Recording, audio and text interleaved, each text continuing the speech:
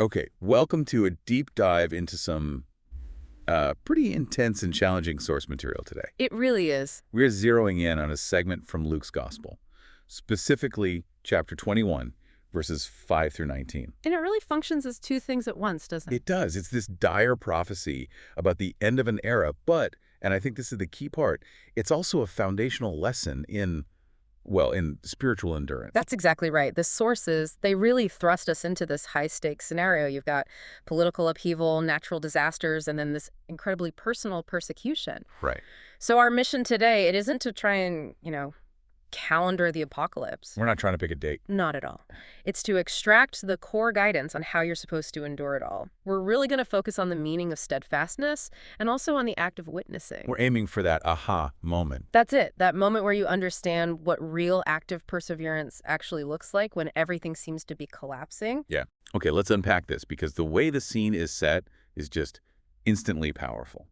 The source material begins right at the impressive core of the ancient world. The Jerusalem temple. Exactly. And you have to picture it. It's the ultimate statement of permanence. People weren't just, walking by. No, they were admiring it. They were in awe. The text mentions its beautiful stones, the votive offerings.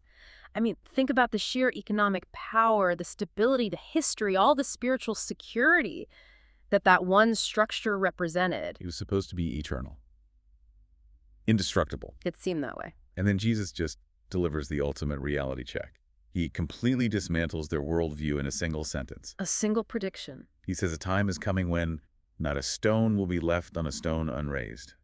And that's not just about architecture failing, is it? No, not at all. This was a prophecy of total collapse, Mm. a dismantling of all worldly, sacred infrastructure, their entire sense of security. Which perfectly explains the disciples' reaction. It's this immediate panic. Their first instinct is so human, but also so wrong. Completely. They immediately ask, teacher, when will this happen? What is the sign? They're trying to schedule it, to get it on a timeline so they can prepare. Which leads right into the first piece of guidance. And I think maybe the most crucial instruction for anyone worried about the end times. Oh, absolutely. The instruction is immediate and it's firm. Yeah. Watch out. Do not be misled. So simple. But so profound. He warns that many will come claiming authority, saying, I am the one, or declaring the time has drawn near.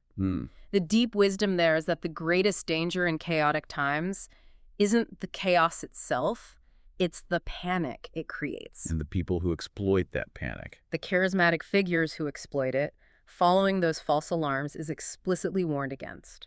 So the message is stop worrying about the date on the calendar and start worrying about being deceived. Precisely. But then, right after that, he goes on to list these undeniable world-shaking events.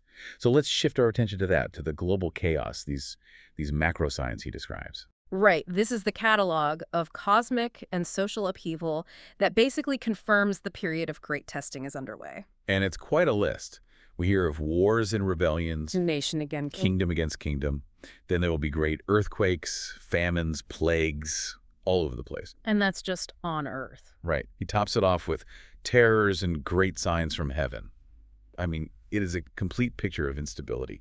Social, environmental, celestial, everything. It is total comprehensive judgment. And our sources actually connect these descriptions to some really powerful imagery from the prophet Malachi. Okay, how so? Well, Malachi describes this day coming like a burning oven, where the arrogant and the wicked are like stubble, just consumed completely. Wow. So that connection, it establishes that the scale of this chaos isn't random. It's part of a divine process of judgment and, cleansing. It sets a very serious tone.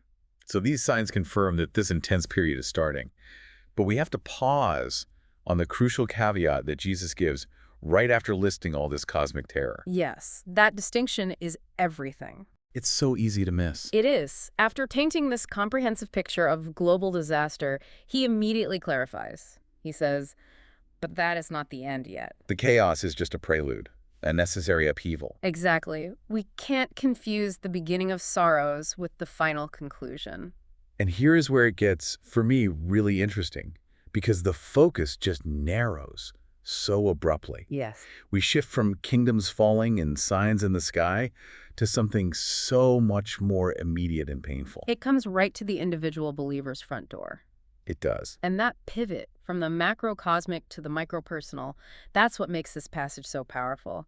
Jesus tells his followers, but before all this, they will lay hands on you and persecute you. And this persecution is deeply specific. It touches every single part of their life. Every part, the details are just brutal. They'll be handed over to synagogues and thrown in prison, dragged before kings and governors. And specifically because of their faith, because of his name. But the most horrifying detail, the one that I think is the ultimate human test, is the betrayal. By their own family. Yes. By parents, brothers, relatives, and friends. You know, the psychological toll of that kind of betrayal is just, it's impossible to overstate. Of course. When pressure comes from the outside, you rely on your community, on your family for strength. But when that very support system crumbles, when your own flesh and blood turn against you, that is the most profound isolation and pain imaginable. And he doesn't sugarcoat the physical threat either. No, he's very direct. Some of you, they will put to death. I have to stop you there. I mean, persecution, betrayal, even death. That sounds like a scenario of total failure, a complete loss.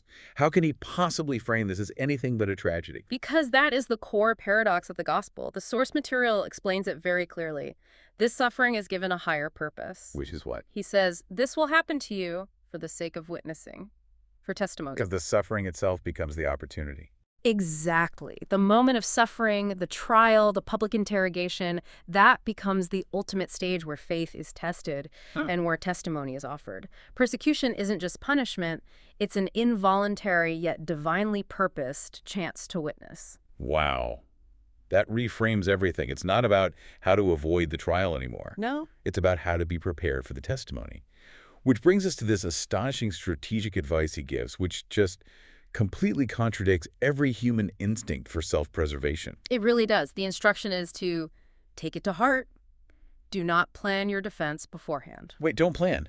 If you are facing a governing authority with your life literally on the line, wouldn't rational preparation, getting a lawyer, writing down your arguments, wouldn't that be the only sensible thing to do? It would seem so. To not plan, it sounds like spiritual negligence. It is completely counterintuitive, and that's the whole point. Jesus is intentionally removing the burden of relying on human foresight or rhetoric or legal strategy. He's offering something else. A superior defense. The promise is, I will give you a mouth and wisdom that none of your adversaries will be able to resist or contradict. So this is a reliance on divine intervention. An inspired response given in the moment of need. It completely transcends any human preparation. It means your defense will be supernatural, not just logical. That is an immense comfort to have in the face of that kind of terror. Knowing your defense is essentially taken care of. It is. But we have to tackle the paradox that comes right after. He just said, some of them will be killed, yet he follows it with the promise, not a hair on your head will perish. How do those two things work together? This is the critical distinction between temporal assurance and eternal assurance. Okay. The statement is not a guarantee of physical safety in this world. It's a guarantee of your ultimate spiritual preservation. Yes, the body may perish. Some will make that ultimate physical sacrifice. But the promise, not a hair on your head will perish, ensures that there will be no ultimate permanent loss of your existence, of your soul. Your eternal reality is secure, regardless of the temporal fate you suffer. So the focus isn't on saving your life, but on saving yourself, your spiritual core.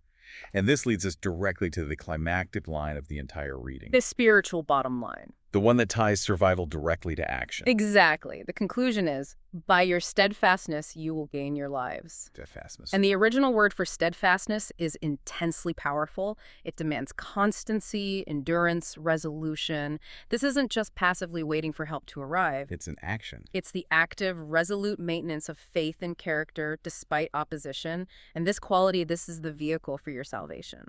That gives us such a beautiful, powerful definition for persecution and martyrdom.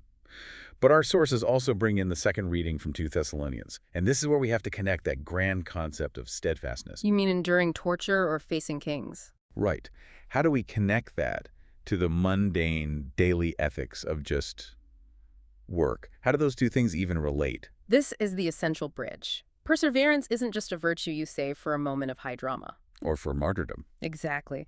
Paul shows how this high-level virtue must manifest in the practical daily grind.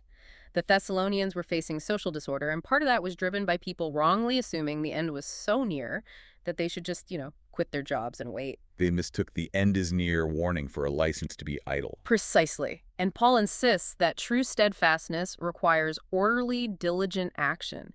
He uses his own example, working in toil and hardship night and day to avoid being a financial burden on anyone. He set a precedent. A precedent of diligence, that is ethical perseverance. And here's the famous nugget of knowledge from Paul that applies to, well, everyone, regardless of their job. He gives this specific sharp command addressing idleness, the people living disorderly lives. It's a powerful line. He says, and I quote, "If anyone will not work, neither shall he eat." And it's an incredibly powerful social statement. True faith requires diligence and order. Disorderly conduct is fundamentally incompatible with the kind of perseverance a faithful community needs. So steadfastness has to show up every day. It must manifest not only when you're facing a literal sword, but also when you're facing your duties and your responsibilities every single day. The person who works diligently is demonstrating perseverance just as much as the person who testifies before a governor. So what does this all mean for us then? This whole deep dive shows us that while we might see macro chaos in the world wars, earthquakes, global turmoil, our focus should actually be on micro endurance. That's a great way to put it. Trusting in divine guidance during conflict and demonstrating constancy and diligence in our immediate daily lives. The sources today really underscore that. Even amidst universal hatred, our steadfastness is our salvation. We talked about all the cosmic signs of the end, but the sources also point to the reality of the present. What do you mean? They note the critical importance of reflecting on how poverty is at the heart of the gospel and the impossibility of achieving real peace or justice while the poor are still, quote, knocking on our own door. That connects the grand cosmic prophecy of Luke right back to our immediate practical ethical responsibilities today. It has to. So the daily work Paul describes, it's not just about self-sustainability. It's about building the orderly community that is required to address those larger social failings. Exactly. So maybe here's a final provocative thought for you to mull over. Okay. If perseverance means staying true to the gospel through trial, how does the kind of patient, selfless, diligent work that Paul recommends in our daily lives connect directly to answering that knock of the poor? That's something for you to explore on your own as you seek to live with constancy. Thank you for joining us for this deep dive. We hope this knowledge helps you navigate your own path with greater steadfastness.